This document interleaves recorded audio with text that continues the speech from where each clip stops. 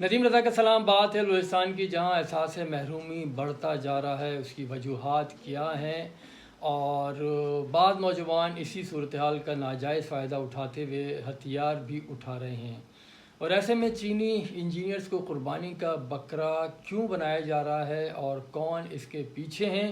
اور یہ جو سی پیک ہے، جس کو گیم چینجر کہا جاتا ہے پاکستان کے لیے، اس سے پریشان کون سے ممالک ہیں؟ اور جو حالات خراب ہو رہے ہیں بلوچستان کے، جہاں احساس محرومی جو بڑھ رہا ہے، ایسے میں مسلم لیگ نون کی قیادت اور بالخصوص وزیر اعظم شہباز شریف کو کیا اقدامات اٹھانے پڑیں گے، یہ موضوع ہے۔ اور پھر میرے خیال میں مختصر حلقوں کو بھی جو وہاں کا ہائیبریڈ پولیٹیکل سسٹم ہے اس کے ساتھ بھی کوئی چھیڑ چھاڑ کرنی پڑے گی، اسی صورت میں کچھ بہتری کے امکانات ہمیں دکھائی دیں۔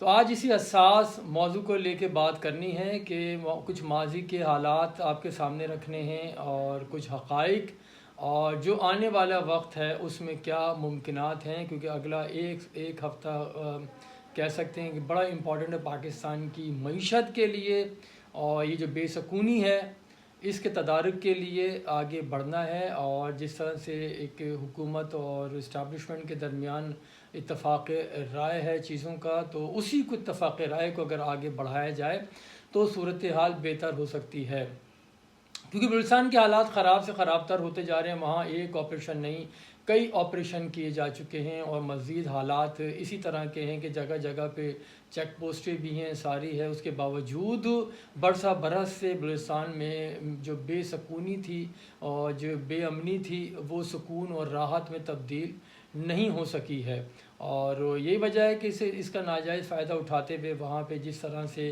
پنجاب سے تعلق رکھنے والے مزدوروں کا ہم نے دیکھا کہ قتل عام کیا گیا، ایک نہیں کئی واقعات ہو چکے ہیں۔ پھر وہ چینی انجینئرز کو وہاں پہ مارا جا رہا ہے، بالخصوص جو سی پیک کے اوپر جو لوگ کام کر رہے ہیں ان کو نقصان پہنچایا جا رہا ہے۔ اور یہی وجہ ہے کہ جس طرح سے جب سے سی پیک اناؤنس ہوا ہے اس کے بعد سے جیسے جیسے آگے بڑھ رہا ہے، اسی طرح سے چینی انجینئرز کو بھی کراچی سے لے کے گلگت تک نشانہ بنایا جا رہا ہے، اور یہ کوئی خوش آئین نہیں، بڑی بدقسمتی اور بد نصیبی، اور یہ پاکستان کے لیے شرمندگی کا سبب بھی ہے کہ ہم مہمانوں کو تحفظ فراہم نہیں کر پا رہے ہیں۔ جس طرح سے 6 اکتوبر کی رات کراچی میں جو چینی انجینئرز کو دہشت گردی کا نشانہ بنایا گیا تھا، جو ایئرپورٹ کے باہر ڈبل کیبن گاڑی میں دھماکہ خیز مواد سے جو بھری ہوئی گاڑی تھی، اس سے وہ ٹکرائی تھی چینی انجینئرز کی گاڑی سے، جس میں 2 چینی انجینئر سمیت 3 افراد ہلاک و متعدد اس میں زخمی ہوئے تھے۔ اور بہرحال اس کا جو خودکش حملہ آور تھا اس کا بھی پتہ چل گیا، اور پھر بلوچ لبریشن آرمی کی جو وہ مجید بریگیڈ ہے اس نے اس کی ذمہ داری بھی قبول کر لی۔ پہلے بھی بہرحال ہمارے سامنے ہیں چیزیں کہ یہ ذمہ داریاں قبول کر چکے ہیں، اور 26 اگست کو بلوچستان کے علاقے بیلا میں سیکورٹی فورسز کے کیمپ پر 39 افراد شہید کیے گئے تھے، اور پھر جوابی کارروائی میں 21 شرپسند ہلاک کیے گئے۔ اور اسی سال مارچ میں خیبر پختونخوا کے علاقے شانگلہ کی تحصیل بشام میں چینی انجینئرز کے قافلے کو جو داسو ڈیم کی طرف جاتے ہوئے حملہ کیا گیا تھا، اس میں بھی 5 چینی انجینئر ہلاک ہوئے تھے۔ پاک چین مشاورتی میکانزم اجلاس میں چین نے پاکستان میں چینی سرمایہ کاری کو اندرونی جو ایک استحکام ہے اور بہتر سیکیورٹی سے مشروط قرار دیا تھا، لیکن اس کے بعد پھر بھی صورتحال ایسی رہی ہے۔ 2-4 واقعات اور جو ان کی چینی انجینئرز کے اوپر ہو چکے ہیں، وہ جولائی 2021 میں بھی داسو ڈیم منصوبے پر کام کرنے والے مزید بھی 9 چینی انجینئر سمیت 13 افراد کو وہاں پہ بھی دہشت گردوں نے نشانہ بنایا۔ پھر 2018 میں کراچی کے چینی کونسلیٹ کے اوپر حملہ کیا، جس میں 7 پاکستانی اس میں پھر شہید ہوئے تھے۔ پھر 2022 میں کراچی یونیورسٹی میں جو چینی زبان کا جو ڈپارٹمنٹ تھا وہاں پہ حملہ کیا گیا، اس میں بھی 3 چینی اساتذہ اس میں مارے گئے، پاکستانی بھی اس میں ہوا۔ یہ تو ہے کہ کچھ اہم واقعات تھے، چند ایک جن کا بتانا مقصود تھا، تاکہ جو آگے ہماری بات چیت آنی ہے اس میں تھوڑا سا اس کو ایک بنیاد فراہم کر دی جائے۔ اصل بات یہ ہے کہ ان چینی انجینئرز کو جو مارا جا رہا ہے، اس سے فائدہ کس کا ہو سکتا ہے، کیونکہ یہ بات انتہائی وثوق سے کہی جا سکتی ہے کہ ان حملوں کا فائدہ کسی بھی طرح بلوچستان کے عوام کو تو ہو ہی نہیں سکتا۔ نقصان ضرور انہی کا ہوگا، کیونکہ جب فائدہ نہ پاکستان کا اور نہ بلوچستان کے عوام کا، تو پھر فائدہ یقینی طور پہ کسی بیرونی قوتوں کا ضرور ہوگا۔ ان میں سر فہرست بھارت ہے، اور ہمارے بعض دوست ممالک بھی شامل ہو سکتے ہیں، کہ انٹرنیشنل جو گیم ہے وہ بھی آن ہے۔ ہمیں ارد گرد بھی دیکھنا ہوگا کہ وہاں کیا گیم کھیلے جا رہے ہیں، کیونکہ سی پیک اور اس سے منسلک دیگر منصوبوں کی تکمیل سے بلوچستان سمیت پورے پاکستان کی تقدیر بدل جائے گی، اور یہ کسی بھی صورت ہمارے دوست نما معاشی دشمن جو ممالک ہیں ان کو ایک آنکھ نہیں بھاتا، اور وہ کیسے برداشت کر لیں گے؟ پھر بھارت ہے وہ تو سوال ہی پیدا نہیں ہے۔ اس منصوبے کی تکمیل سے پاکستان کے تاجروں کے لیے سینٹرل ایشیا اور یورپ کی منڈیوں تک رسائی بھی انتہائی آسان ہو جائے گی، اور یہ دور یعنی کہ معیشتوں کے تصادم کا دور ہے، کیونکہ لازمی سی بات ہے ہر کسی کی اس میں پرائرٹی ہے کہ اس کی معاشی منڈیاں اتنی مستحکم ہوں کہ دنیا کو زیر کر لے۔ اسی لیے انٹرنیشنل کھلاڑی جو ہیں وہ گیم کھیل رہے ہیں، اور یہ گیم ملک کے اندر موجود لوگوں کی شمولیت کے بغیر ممکن نہیں ہے کوئی کھیل سکے۔ آپ کو یاد ہوگا کہ ڈی چوک اسلام آباد میں 2014 کا جو دھرنا دیا گیا تھا، جب عمران خان نے ڈاکٹر طاہر القادری اور شیخ رشید کے ساتھ طویل ترین پاکستان کی تاریخ کا دھرنا دیا تھا، اور اس دھرنے کی وجہ سے ہی چین کے صدر کا دورہ منسوخ ہوا تھا، اور جس کا پاکستان کو خمیازہ آج تک بھگتنا پڑ رہا ہے۔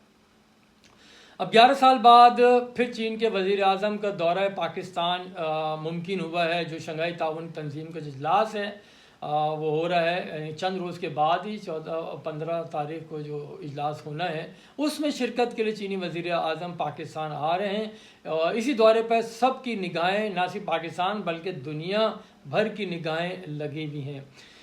اس دور میں سیکیورٹی معاہدے سمیت ریلوے کے گیم چینجنگ منصوبے ML1 کی مفاہمت کی یادداشت پر بھی دستخط متوقع ہیں۔ ایسے میں دشمن نے پھر گھناؤنا کھیل کھیلا ہے۔ چینی وزیر اعظم کے دورے سے محض چند روز پہلے چینی انجینئرز کو کراچی میں مارا جاتا ہے، اور پاکستان ایک بار پھر بہت ہی زیادہ یعنی کہ دفاعی پوزیشن پہ چین کے سامنے آ گیا، کیونکہ پہلے بھی ہم نے یقین دہانی کرائی تھی کہ ہر ممکن تحفظ فراہم کیا جائے گا، اس میں کوئی شک نہیں۔ ایک پروٹوکول کی صورت میں چینی انجینئرز کو لایا اور لے جایا جاتا تھا، لیکن یہ جو واقعہ ہوا بدقسمتی سے ہونا نہیں چاہیے تھا، لیکن بہرحال دشمن جو ہے اس کی وہ بہت چوکنا ہے، اور جس طرح اسمارٹ طریقے سے اس نے موو چلائی ہے اس کو کیا کہیں۔ اور یہی بات ہے کہ میرے خیال میں اس دورے میں اب چین کی طرف سے سیکیورٹی کے غیر معمولی اقدامات اور بلوچستان میں آپریشن کا مطالبہ بھی سامنے آ سکتا ہے۔ یہ بہت ہی ایک خطرناک قسم کی ایک بات ہے بہرحال، کیونکہ اسے اپنے لوگوں کا تحفظ بھی یقینی بنانا ہے، تو یہ ایسی باز گشت میں سمجھتا ہوں یہ بھی سامنے ہمارے آ سکتی ہے۔ 1970 کی دہائی میں، اب تھوڑا سا میں اگر بتاؤں کہ ماضی میں جو ہوا، 70 کی دہائی میں جو بلوچستان میں آپریشن ہوا ہے، اس کے بعد پھر بلوچ رہنماؤں نے مذاکرات کیے، ٹیبل ٹاک کیے، آئے پھر اسلحہ، کیونکہ اسلحہ مسئلے کا حل نہیں بلکہ مشکلات بڑھانے کا سبب بنتا ہے۔ یہ بلوچستان کے رہنماؤں کو پختونخوا کے رہنماؤں سے میں سمجھتا ہوں کہ سبق لینا چاہیے کہ کس طرح سے انہوں نے ریاست تصادم کے بجائے پارلیمانی سیاست کے ذریعے اپنے دیرینہ مطالبات منوائے ہیں، اور اپنی علیحدہ شناخت یعنی صوبہ کا نام بھی اپنی خواہشات کے عین مطابق وہ رکھوا لیا ہے، کیونکہ سرحد پہلے اس کا نام تھا، یہ جو پختونخوا کے عوام ہے اپنے ANP اس نے پختونخوا کا نام دیا اور اس کو وہ رکھ بھی لیا گیا۔ اسی پر ANP کے سربراہ اسفندیار ولی نے کہا تھا کہ ہمارا پختونستان ہمیں مل گیا۔ پاشا خان کے عدم تشدد فلسفے کو اپناتے ہوئے انہوں نے بغیر ہتھیار اٹھائے اور ملک کو نقصان پہنچائے بغیر بات چیت کے ذریعے اپنا مطالبہ منوایا۔ تو بلوچستان کی علیحدگی کی باتیں بھی کی جا رہی ہیں، لیکن ایسے میں پاشا خان کا عدم تشدد کا جو فلسفہ ہے اس کو مد نظر ضرور رکھنا ہوگا۔ میں سمجھتا ہوں یہ تو خیر ممکن ہی نہیں جو علیحدگی کی باتیں کی جا رہی ہیں، لیکن خدا نخواستہ اگر بلوچستان بالفرض میرے منہ میں خاک اگر علیحدہ بھی ہو گیا تو بلوچستان اس ملک کے ساتھ کیسے گزارا کرے گا، کیونکہ بلوچستان کے ساتھ جو بڑی سرحد ایران اور پاکستان کے ساتھ لگتی ہے، اسی طرح بلوچستان کے ساتھ پنجاب و کراچی یعنی پورا پاکستان ہی لگتا ہے، تو ایسے میں ان کا پاکستان کے ساتھ گزارا کیسے ہوگا؟ بلوچستان علیحدہ ہو کر ایسی ریاست بن جائے گا جس طرح ہر مخالفین ہی ہر طرف اس کے جمع ہوں گے، اس کا حامی اور یاور و ناصر کوئی نہیں دکھائی دے گا۔ ایسے میں یہ گزارا کیسے کریں گے؟ اور جس کے خلاف آپ لڑ رہے ہیں پھر اسی کے درمیان آزادی حاصل کیے بغیر بھی آپ آزاد کیسے رہ سکیں گے؟ بلوچستان کی 36 اضلاع میں سے 21 اضلاع میں بلوچی بولنے والوں کی آبادی اقلیت میں تبدیل ہو چکی ہے، اور 11 اضلاع میں پشتونوں کی اکثریت ہے، اور بلوچستان کی دارالحکومت کوئٹہ میں تو بیشتر پشتون اور ہزارہ آباد ہیں۔ تو ایسے میں آپ اپنا دارالحکومت کس کو بنائیں گے؟ بجلی کہاں سے آئے گی؟ افغانستان کے بارڈر بند کریں گے تو وہاں تباہی مچ جاتی ہے، کیونکہ وہ ایک لینڈ لاک کنٹری ہے۔ بلوچستان ایسے میں کیسے گزارا کرے گا؟ اب بات پنجاب کی میں کرتا ہوں کہ پنجاب کی جانب سے بھی بلوچستان کے ساتھ سوتیلی ماں جیسا سلوک روا رکھا گیا ہے۔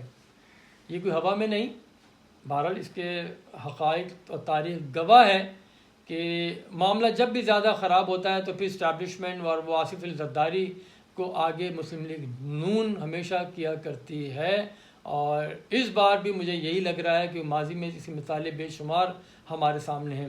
اسی لیے بلوچ کہنے پر مجبور ہیں کہ پنجاب ہی بلوچستان ہے کیا، یعنی کہ پنجاب ہی پاکستان ہے، اور مزید وقت ضائع کیے بغیر ہمیں اس تاثر کو پہلی فرصت میں ختم کرنا پڑے گا۔ بلوچستان سمیت تینوں چھوٹے صوبوں کے عوام کی جو اکثریت ہے وہ کہتے ہیں کہ شریف فیملی پنجاب ہی کو پاکستان تصور کرتی ہے اور اسی کو پاکستان سمجھتی ہے، اور یہ بہرحال ہر جانب یہ باتیں ہو رہی ہیں، اور اس تاثر کو ظاہر کرنے کے لیے شریف خاندان اور خصوصی طور پر وزیر اعظم شہباز شریف کو آگے بڑھنا ہوگا۔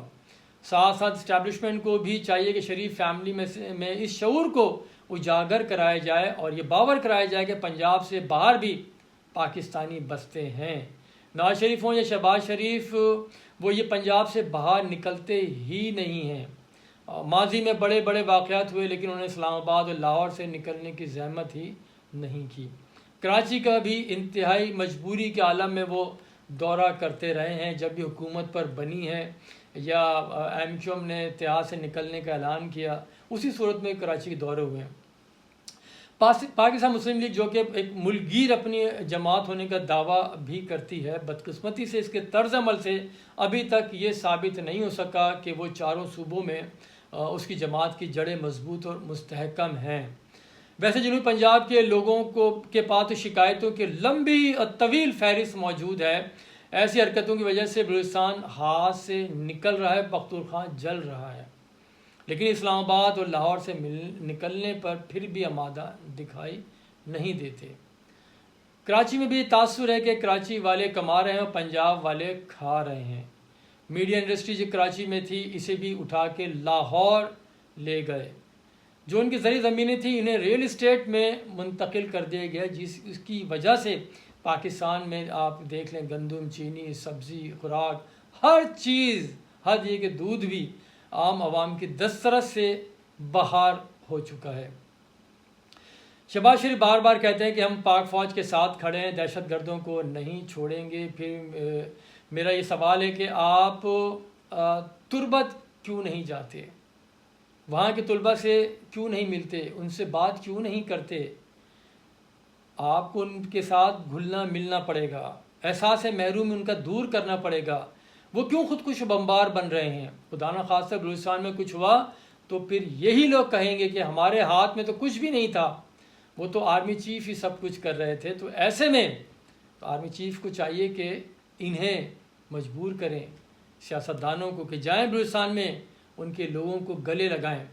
اللہ نہ کرے کہ ہمیں کسی ایسی ویسی صورتحال کا سامنا کرنا پڑے کہ لیکن خطرناک بہرحال حالات جو ہیں خطرناک حد تک خراب ہو چکے ہیں، اور ایسے میں ہمیں بلوچستان کے حقیقی سیاسی رہنماؤں سے بات چیت کا عمل آگے بڑھانا ہوگا۔ احساس محرومی اور وعدہ خلافیوں کے بعد سردار اختر مینگل کیوں ملک چھوڑ کے چلے گئے؟